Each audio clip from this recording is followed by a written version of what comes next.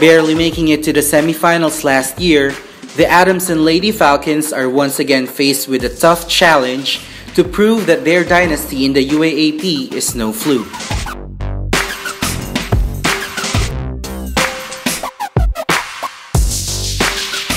Falling in the Final Four against eventual champion Ateneo, Coach Sherwin Meneses admits that the momentum of the rampaging Lady Eagles got too much for them to handle. Siguro kinulang sa amin last year, siguro yung breaks of the game lang. Kasi maganda naman yung season namin last year eh. Siguro mas mataas lang talaga nilaro ng Ateneo kasi na-sweep nila yung semifinals and then finals. Still in search for their first ever crown in the tournament, Meneses and his assistant coach, Marvin Ramoso, said that preparations has been initially hard after losing ace setter May Makatuno and star spiker Bang Pineda. But after months of rigorous training, they added that they are positive that Fen Emnas' improvement during the off-season will be a game changer.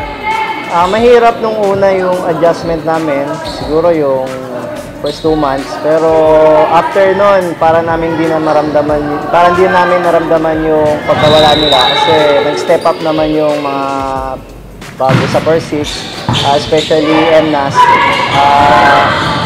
Magaling siya. Siguro ngayon yung experience, siguro naglaro kami sa Luilo, maganda yung performance. Siguro ngayon hindi na namin masyado nararamdaman yung pagkawala nila. So, pagdating sa setting, siguro walang masyadong adjust.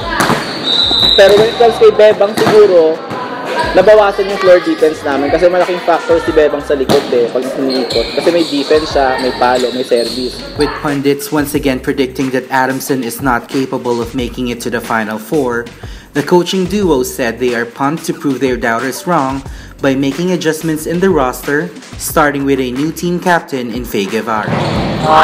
Isa mga nagsasabi naman na hindi makapasok yung Adamson sa Final Four, watch out na lang sa season 77. Walang sekreto, hard work lang, na parang gusto lang namin patunayan sa kanila na mali yung sinasabi na wala kami sa Final Four, pero ito pa rin kami. Si Faye ang naging captain ball. Wala namang reason, siguro medyo pabuenas lang konti.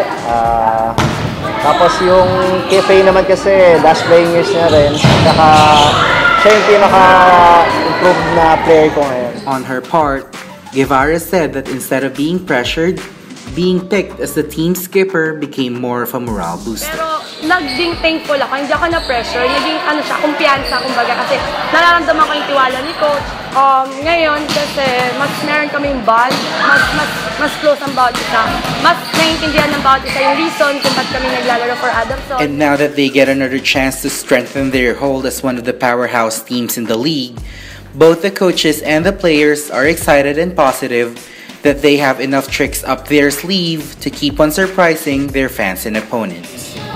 Yung target namin ngayon hindi lang Final Four, talagang makalaro sa finals. Yun nga, medyo pinalaki namin yung team namin, saka maraming adjustment na ginawa.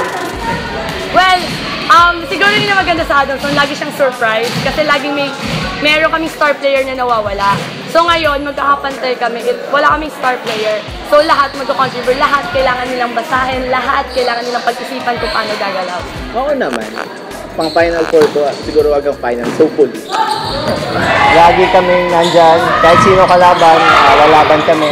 Sobrang lalaban. Mac Junicio for Rivals.ph.